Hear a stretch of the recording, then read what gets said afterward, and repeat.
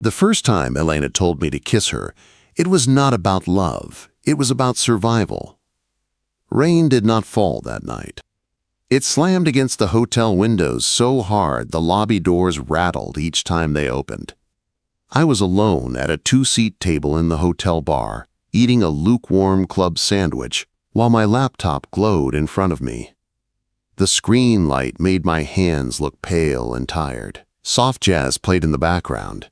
Couples sat at small tables, talking in low voices and pretending they were not watching each other. I had been living like this for months. Fly in, audit, leave, clean hotel room, clean tie, clean exit. No photos, no drama, no one waiting on the other side of a flight. I finished my sandwich with one eye on a variance report and the other on the empty chair across from me. I told myself it did not matter that it was empty. My phone buzzed once. Unknown number. One line of text. Conference room. Now. EV. I should have ignored it.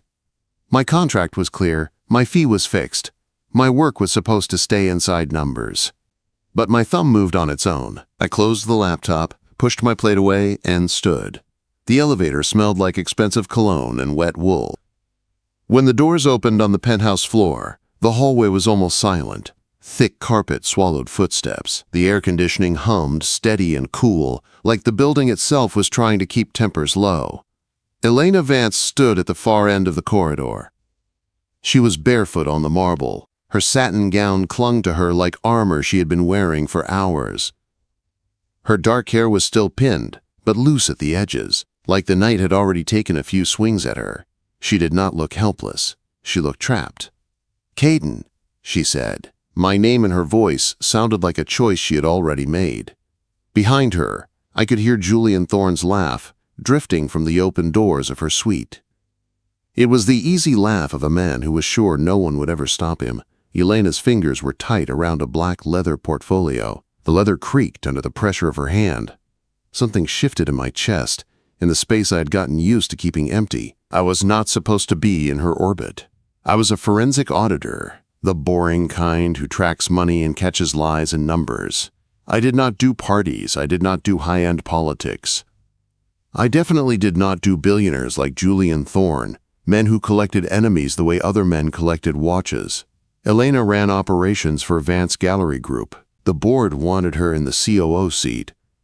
Some of them also wanted her gone. Julian Thorne, private equity star and high-profile donor, wanted her signature on a deed that would give him control of the gallery's storage facilities and special collections. Earlier that week, she had hired me quietly. Not to audit the art, to audit the money behind it. The numbers were wrong. Shell companies with no real address. Shipping invoices that did not match travel routes. Consulting fees that landed on the same days as private flights. Someone was using the gallery to wash something dirty, and Elena, as the face of operations, was going to be the one to bleed for it when the truth came out. The board meeting that morning had been a knife fight in suits. Julian had leaned back in his chair like he owned the air in the room. "You're very thorough, Miss Vance," he had said with a lazy smile. "It is almost suspicious." Elena had lifted her chin and held his stare. On the surface, she was calm, cool, untouchable. Under the table, I had seen her knee bounce twice, fast. She had been counting exits even then. Now, in this hallway, I saw a different version of her. Her breathing was shallow. Her eyes kept cutting toward the open suite doors where Julian's voice came from, then snapping back to me like she was forcing herself to stay steady by looking at something solid. "You shouldn't be here," she said. "I got a text," I replied, "from you." I didn't send it. She lifted her phone. The screen showed the same message I had gotten. The tendons in her wrist stood out like wire. He did. A door closed softly inside the suite. Footsteps started toward us. Elena's eyes met mine. In one breath, her expression changed. Panic snapped down into something hard and focused, like someone closing a lid on a fire. She stepped into my space, grabbed the front of my jacket, and pulled me down toward her. "Kiss me. He's watching," she whispered. Each word was clipped and controlled. "Please." For half a second, I did not move. Not because I did not understand, because I did. completely. Then I lifted my hand to her jaw, slow and steady. I gave her time to pull away. She did not. Her fingers curled tighter in my lapel. "Then let's make it convincing," I said, and I kissed her. It was not gentle. It was not soft. It was a kiss built like a shield, meant to be seen. Elena rose up into it, met me halfway, matched my pressure. Her body pressed close enough that from a distance no one would see the fine details, the control in each move. They would see a guy claiming a woman who was answering him. A shadow moved in the doorway behind her. Julian Thorne stepped out of the suite and stopped, taking in the scene in front of him like he had walked into a show he had not paid for. Tall. Immaculate suit. The kind of good looks magazines liked. His pale eyes were empty at the center, like glass. "Well," he said, amused, "that's bold." Elena did not break away first. That was who she was. She held a line until it cut someone else. I pulled back only enough to look at Julian without giving him my full attention. My hand stayed at Elena's waist. Not for pleasure, for message. Julian's gaze dropped to my hand, then back up. He smiled like a man looking at a new piece on a board. "Mr. Cross," he said. "The hired help. Forensic auditor." "I count things," I said dryly. "People, too, if they stand still." His smile twitched. He held up his phone. On the screen, I saw a paused video. Grainy, dim. The kind of intimate shot that could ruin a career and a reputation even if it did not show much. A frame of Elena in a private moment she clearly had not agreed to share. Her breath hitched once, then evened out. Her fingers brushed the inside of my wrist. Warm. Brief. Steadying herself. "Tomorrow night," Julian said. "Auction. Final signature. You'll do what I ask, or I'll give the press something they can chew on for weeks." Quote. He tapped the screen once with his thumb to remind us it existed. I did not argue with him. I did not puff up my chest. Men like him love that. They feed on it. I did the only thing that mattered. I turned to Elena. "Do you want to leave?" I asked her. Her eyes flicked toward the open suite behind Julian, then back to me. She gave one sharp nod. Yes. We did not run. Running is loud. Running tells a man like Julian that he has hit his mark. We walked. We stepped past him and through the doorway into her penthouse like we had every right to be there. I kept half a step behind her, my body between her and the hall. Not dramatic. Just angles. Inside, the penthouse was perfect on the surface. Art on the walls. Candles that smelled like cedar. A bottle of whiskey on a sideboard that looked more like a prop than a drink. The kind of place meant to impress people who only glance. Elena locked the door, checked it twice, then rested her forehead against the wood for a single beat. When she straightened and turned back, I watched her put herself back together piece by piece. No big speech, no tears, just small actions. She adjusted the strap of her gown, smoothed the fabric, wiped a line of lipstick from the corner of her mouth with her thumb. When she faced me again, her expression was controlled, but her eyes were still too bright. "Marcus is on his way," I said. I called him in the elevator. "You called him," she repeated, one eyebrow lifting. "I don't like surprises," I said. "And Thorne collects them." Her mouth tightened, but there was something like relief under it. When Marcus arrived, he brought a backpack and the same look he always had when someone rich was about to have a very bad night. Marcus handled security and infrastructure for clients who thought money was the same as safety. If a system had a weak point, he could hear it like a mechanic hears a bad engine. "Okay," he said, dropping the bag on Elena's marble island. "Tell me we're not doing anything that puts me in jail." "Define we," I said. He snorted. "Never mind." Start at the top. Elena did not wring her hands. She did not pace. She opened her portfolio and spread papers across the counter. Shipping manifests, acquisition ledgers, corporate filings. "I have bad numbers," she said, "and now I have a threat." Marcus scanned the pages, then pointed to one line. "The video is leverage," he said. "But this is evidence." I showed him the pattern I had been tracking all week. Same shell companies, same banks, same shipping brokers, same days. Elena's jaw flexed. And the deed he wants me to sign gives him control of the storage facilities. Storage means inventory, Marcus said. Inventory means whatever he is hiding is sitting on your property. If we expose it, he goes down, Elena said. If we expose it with proof, I correct it. Not just suspicion. Marcus opened his laptop. Then we need his archive, his real records. He won't hand it over, Elena said. No, I agreed. He will guard it. Silence stretched for a moment. Then Elena looked at me. Her gaze was steadier now. You were close to him tonight, she said. Close enough to smell his cologne, I said.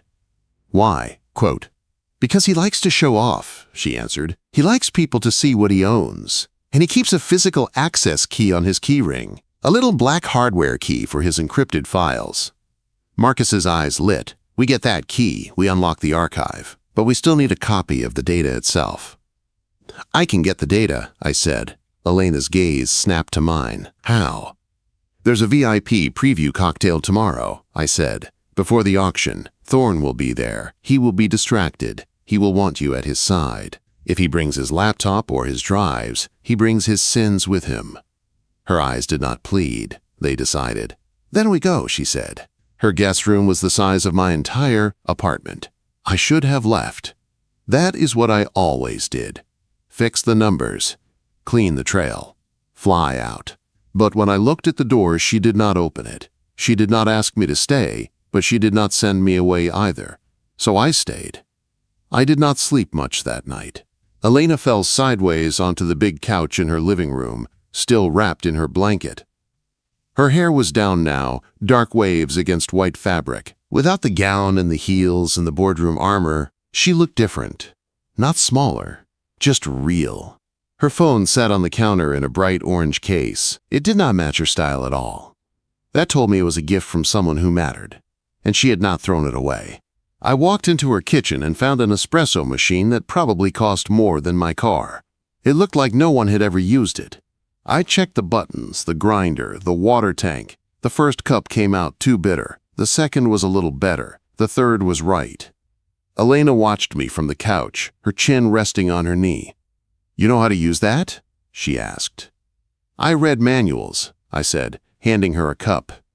It is a problem. She lifted the cup, breathed in the smell, then took a careful sip. Her eyes closed for half a second. When she opened them again, she nodded once. Approved, she said. The thermostat on the wall read 78. Too warm, too soft. The kind of heat that makes you slow. I reached up and dropped it a couple of degrees. The air that came out of the vents turned cooler, cleaner. You hate heat, she said. I hate feeling slowed down. I answered. She did not tease me. She just pulled the blanket a little tighter and made space on the couch without looking directly at me. It was not an invite spoken out loud. It was an invite in distance. Around 3 in the morning, the penthouse finally went quiet. No more elevator sounds. No more voices in the hall. Just city lights outside the glass and a low hum from the building. Elena pushed herself up and went to the stove. She filled a kettle and set it on the burner. When it whistled, she dropped a chamomile tea bag into a mug and poured hot water over it. Steam rose in soft white curls.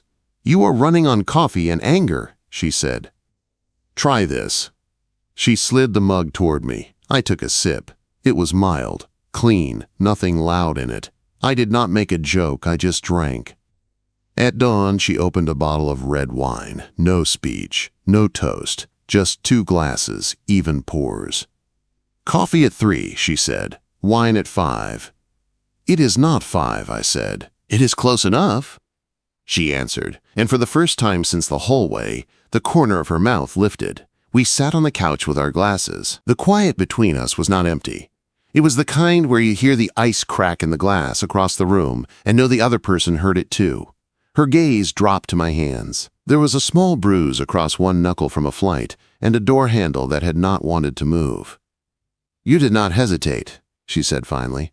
About what? I asked. In the hallway, between me and him. I set my glass down on the table. The sound was clean on the marble. "You did not hesitate to grab me," I said.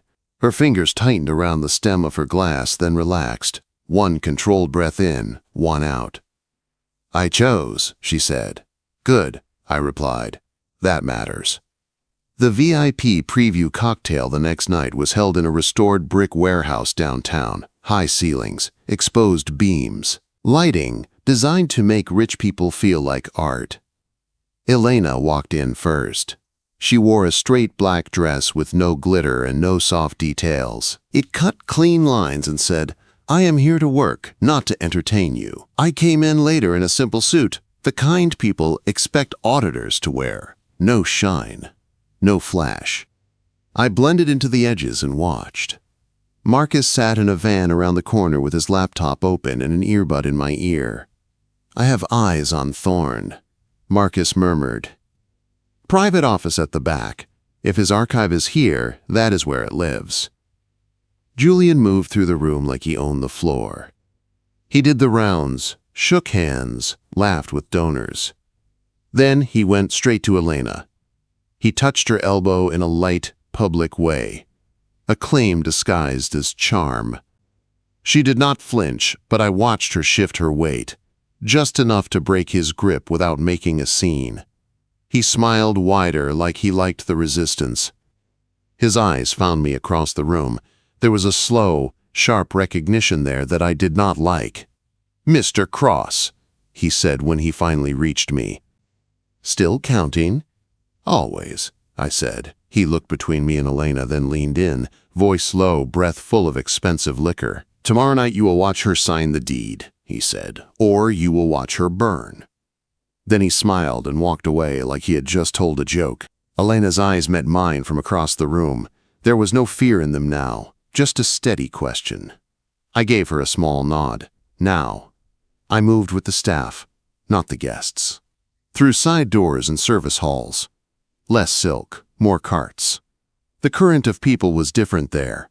Quieter, focused on work, not on wine. A service door led into a short hallway, and then into Julian's private office. It was staged, like a small throne room. Big desk, tall chair. One abstract painting on the wall that probably cost a house. On the desk sat a thin laptop and a sleek, external solid-state drive. A small light on the drive glowed. Warm. Active. "Got eyes on a portable drive?" Marcus asked in my ear. "Yes," I said. "On his desk, plugged in." "Clone it," he said. "Partial is fine. I just need the skeleton and the names." I pulled a small device from inside my jacket. It was flat and black and looked like a travel wallet. It was a portable cloner, silent and fast when it worked, designed for nights exactly like this. I unplugged the external drive from the laptop, connected it to my cloner, and started the copy. A progress bar blinked on the cloner's tiny screen. Folder by folder, sector by sector. "Keep it to the top level, and any folder marked storage or transfer," Marcus said. "We do not have all night." Footsteps entered the hallway outside, fast, coming closer. I watched the numbers on the cloner move. Not done, not safe to stop. But I also knew what would happen if Julian walked in and saw me standing over his open archive. "Time?" I asked. "Too late," Marcus said. "Take what you have and get out." I cut the copy, yanked the cable free, and slid the cloner back inside my jacket. The external drive's light flickered in a strange way. Not steady. Not off. Caught between states. I stepped behind the door as it opened. Julian walked in, phone pressed to his ear, laughing at something only he thought was funny. He crossed the room and dropped into his chair. His fingers tapped the laptop keys. The drive light blinked once, twice, then stuttered again. "What do you mean it will not play?" he snapped at whoever was on the line now. "I sent the file." "Check again." I did not need to see the screen to guess what had happened. Drives do not like being ripped out mid-write. If his precious video had been open, moved, or cached at that exact moment, the file could be damaged past use. I slipped out of the room when his back was turned and walked out the service door with a tray in my hands like I belonged there. Back in the van, Marcus took the cloner from me like a doctor taking a test sample. "Okay," he said after a minute, eyes moving fast over his screen. "We have a partial archive. We have encrypted containers. We have invoice trails. We have shipping logs. We have enough to see the shape." "Do we have proof?" Elena asked. She was on speaker, her voice tight but level. "Not yet," Marcus said. "I can see the encrypted vault. I can see the paths. But without the hardware key, the core files stay locked." "So we still need the key," I said. "The little matte black one on his ring," Marcus confirmed. "Without that, all of this is just a map with locked doors." "And the video?" Elena asked. I could hear the strain under her control. Marcus leaned closer to the screen. "I am seeing damage flags on one of his video containers," he said. "The one he tried to send you, most likely. The structure looks broken." "Which means?" she asked. "It means there's a good chance his favorite weapon does not work anymore," I said. I watched the city pass by through the front window of the van. Bright lights. Dark glass. Other people's lives. On the line, Elena inhaled once, sharp, then let it out slow. "Tomorrow night," she said. "The main auction. He will carry his keys because he is proud of what he owns." "Proud men put their crowns on display," Marcus said. "That is our window," I added. Elena did not sound scared when she answered. "Fine," she said. "I will walk into his show. I will give him the spotlight he wants. And while he is busy watching me, you take his key." Quote. The night of the auction felt like theater from the moment I walked in. The hall was a restored warehouse with brick walls, high ceilings, and spotlights aimed at paintings and sculpture. People in suits and dresses held thin glasses of champagne and talked too loud about legacy and heritage, while staff moved quietly around them, making sure nothing broke. Julian stood near the stage, right where the light hit him best. Elena stood beside him. Her dress was pale this time, not black. Simple, clean lines, no sparkle. From a distance, she looked untouchable, exactly the image he wanted the room to see, a living trophy, a symbol he thought he could own. I stayed in the crowd, just one more man in a suit, close enough to reach the stage fast, far enough to look unimportant. Marcus's voice came through my earbud from the van outside. "I've got the encrypted archive loaded," he said. "Screen's ready. The second I get that hardware key, I try to open it." "Copy," I said under my breath. The room quieted when Julian stepped to the microphone. "Ladies and gentlemen," he said, smiling big for the cameras, "tonight we honor the past and sign the future." He gestured to a podium where a document lay framed under a small light. The deed he wanted Elena to sign. The one that would give him control of the storage facilities and everything hidden inside them. Then, because he could not resist showing off, he did exactly what we needed. He took his key ring out of his jacket and placed it right on the podium, next to the deed. The metal hit the wood with a heavy clink. Several people watched. None of them saw what I saw. A car key, a penthouse fob, a few other pieces, and clipped near the middle, small and plain, a matte black USB key no bigger than my thumb. My heart rate went up once, then evened out. Target in sight. Elena's gaze flicked down to the key ring, then up. She found me in the crowd. Our eyes locked for a second. "Now," her look said. "This is it." Julian turned toward her, his hand resting near the deed. His voice dropped, but the mic still picked it up. "Sign, Elena," he said. "Let's give our friends a show." Quote. She picked up the pen, held it above the paper, let the room feel the pause. Then she smiled at him, a small, careful smile, and leaned in like she was about to whisper something private in his ear. That was my opening. I moved with the staff flow along the side of the stage. One of the crew members stepped aside to let me pass, thinking I was one of them.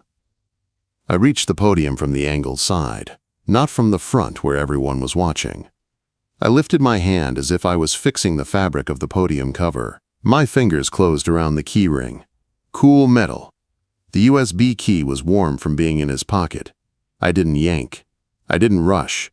I just picked the ring up, slid it into my palm, and let my hand fall to my side like I had done nothing. Julian was too busy drinking in Elena's fake smile to notice the weight vanish from the wood next to him. "I have it," I said quietly into the mic line. "Get outside," Marcus said. "Now." I walked off the side of the stage, down the small stairs and through a side door into the night. My heartbeat kicked a little faster as the cool air hit my face. The van door was already open. Marcus held out his hand. "Key!" I dropped the ring into his palm. He unclipped the matte black USB with a quick twist, tossed the rest of the ring onto the console, and plugged the key into his laptop. On the screen, the encrypted archive we had pulled from Julian's drive sat like a locked safe. A prompt blinked, waiting. The tiny light on the hardware key flashed once, then settled. Marcus hit enter. The vault opened. Folders appeared one after the other. Shipping logs, customs paperwork, high-value inventory reports, internal emails, contracts. "Talk to me," I said. Marcus's eyes moved fast. "I see special storage schedules," he said.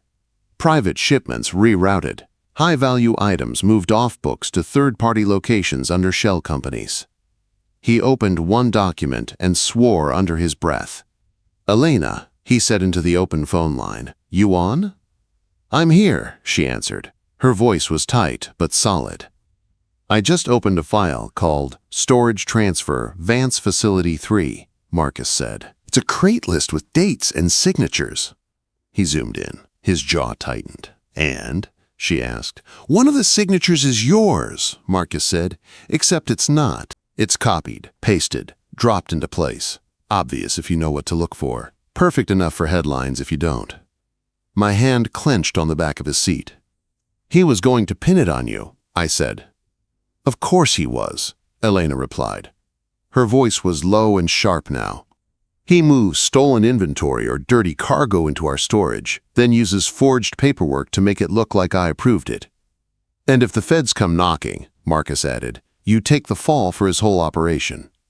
"Not anymore," she said. She didn't sound afraid. She sounded done. "Can we prove it?" I asked. Marcus nodded, eyes still on the screen. "We have the original documents with clean signatures. We have the forged copies with reused digital stamps. We have log timestamps that don't match her login history. We have the money trail from storage to his shells." He gave a short, hard smile. "Yeah, we can prove it." Quote. On the line, I heard a short exhale from Elena. "Then we don't wait," she said. "I'm calling Rivera." "Rivera?" I asked. "Federal agent," Marcus said. "White collar, art crimes, shipping. We've crossed once. She does not like rich men who think laws are for other people." I listened as Elena's voice changed from careful to command. "Agent Rivera, this is Elena Vance," she said. "I have a decrypted archive from Julian Thorne's private storage. It contains forged documents with my signature and evidence of off-book transfers." Marcus clicked through files as she spoke, marking locations, copying hashes, building a chain. "We're at the Vance auction hall," she continued. "You will want to bring a team. Tonight." She hung up and came back on our line. "How long?" I asked. "They're close," she said. "We had already been talking before tonight. This will not be their first time hearing his name." Inside, the auction was still going. I could hear the muffled voice of the host through the walls, taking bids, building drama. Marcus handed me the key back. "Keep this on you until they get inside. It ties the archive to his device."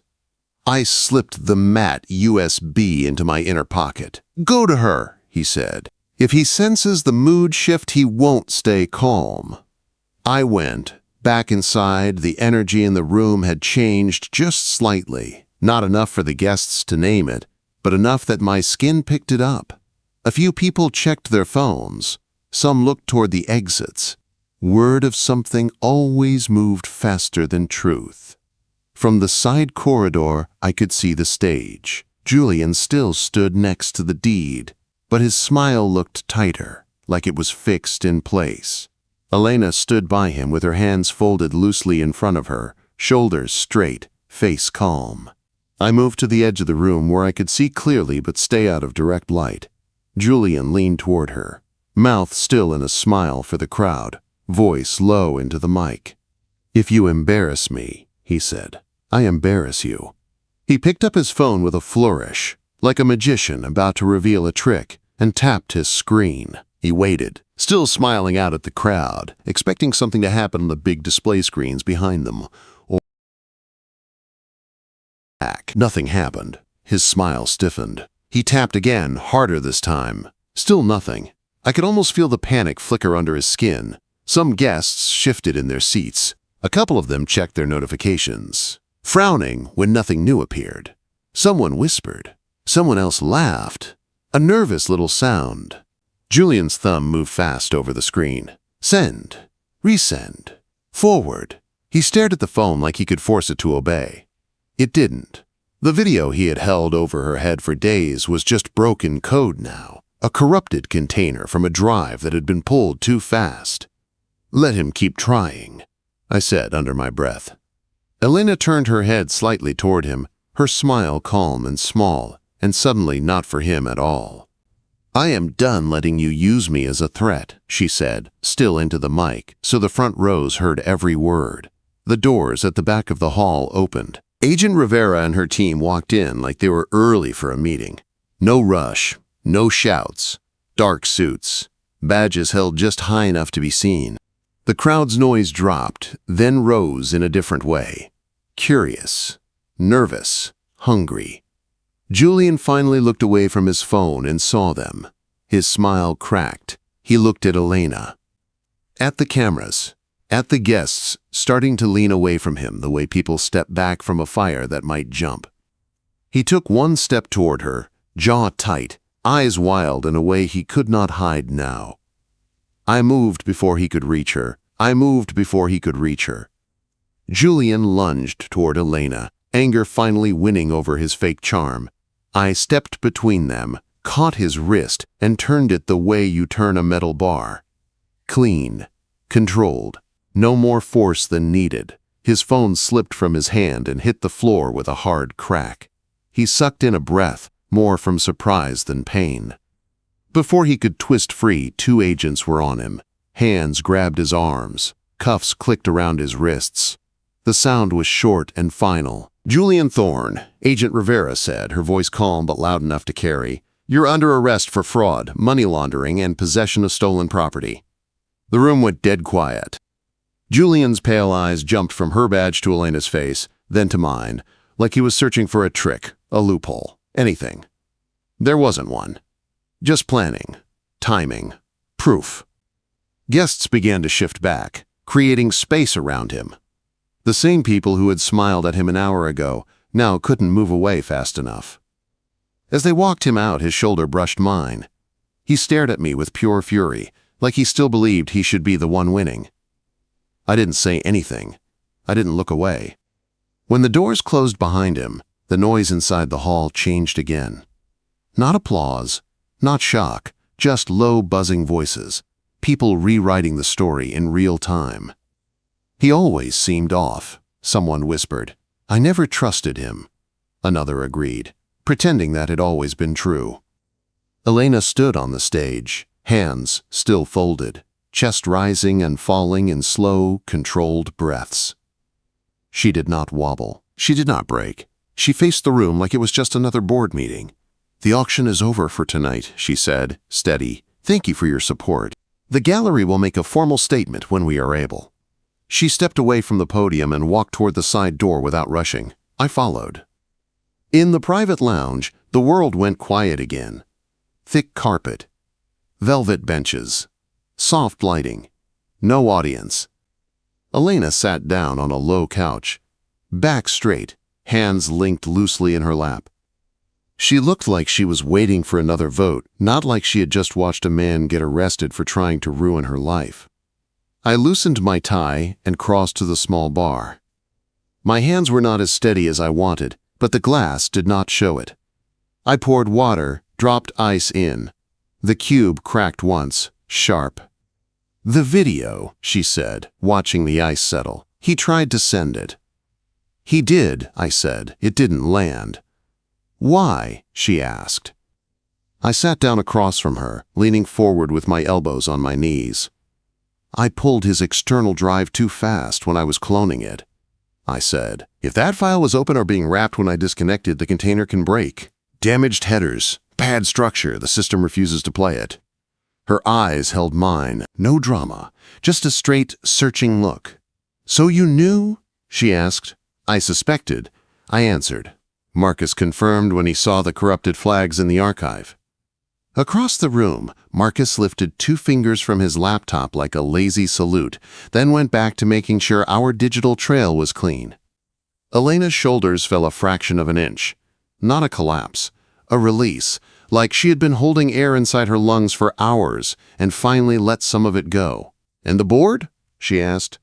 They'll try to protect themselves first, I said. They'll huff and posture. Then they'll decide the safest option is you, with proof in your hands instead of blood. Her lips tightened, but she nodded. She already knew that part. She always knew how people moved when power was at risk. Then her eyes slid from my face to my mouth for half a second, then back to the glass in my hand. And us? She asked quietly. That question landed deeper than the rest. My usual pattern rose up like a script. Fix the numbers. Clean the mess. Get on a plane. Go back to the quiet life of hotel rooms and spreadsheets and empty chairs. I looked at her and saw every moment I had tried not to name. Her bare feet on the marble. Her hand on my jacket. Her voice asking me not to leave. The way she held herself together even when everything was built to break her. We don't have to improvise anymore, I said. Her eyebrow lifted. Is that a retreat, Caden? It's a question, I said. Do you want this when no one is watching? She set her glass down carefully. The sound it made on the table was soft. She did not answer with words. She stood, took the glass out of my hand, placed it next to hers, and stepped into my space until there was no gap left. 3 days later, she stood at the head of a long boardroom table with certified documents in front of her. Julian was not in the building. He was in a federal holding facility, being processed. Headlines had run for 2 days straight. Art benefactor accused of laundering. Private equity star faces charges. None of them called him a genius anymore. The board tried once to make Elena their shield. These documents show your signature, one director said, tapping the forged printouts like they meant something. Elena did not raise her voice. They show copied digital signatures, she said. Not original. Here. She slid another file forward. Are the originals with timestamps, login logs, and Agent Rivera's report? I have already given copies to the authorities. The room went still. When men who are used to power smell liability, they move fast. The vote after that was short. She stayed. He was out. The gallery lived. Later that night, her penthouse did not feel like a stage anymore. The candles were unlit. The heels were gone. The armor was off. I stood at the espresso machine again, grinding beans. This time I got the shot right on the first try. Muscle memory. Elena leaned against the counter, barefoot, hair loose. Her orange phone face down on the island like she was finally done waiting for it to explode. You're still here, she said. I didn't get on the plane, I said. I changed my flight. She made a small sound at the back of her throat, almost a laugh, half disbelief, half something else. I handed her a cup. She wrapped both hands around it, warming her fingers in the rising steam. I walked to the thermostat and dropped the temperature a single degree without thinking. Habit. Control. Breathing room. She noticed. Of course she did. This time she didn't comment on it, didn't tease. She just watched me and nodded once. Quiet acceptance. We opened a bottle of wine, not because we needed courage, but because we finally had space. 2 glasses. Measured pours. We stood side by side at the counter, like people who had come through a storm and were now reading the weather report together instead of alone. To choices, she said, lifting her glass. I touched mine to hers. To consequences. She watched me over the rim as she drank. Her gaze was steady, her mouth soft. Not weak, never weak, just ready to let the tension ease. The void, she said after a moment. You look like you lived in it when I met you. I could have lied. I didn't. I did, I said. She set her glass down. Her hand moved toward me. not grabbing, not urgent, just real. I met her halfway, taking her by the wrist first, the same way I had in the hallway, giving her the choice again. She didn't pull back. Her fingers slid into mine, lacing them together. She stepped closer until her shoulder brushed my chest, until I could feel her breathing, and she could feel mine. The empty space inside me, the one I had been carefully keeping hollow for years, did something it had not done in a long time. It filled.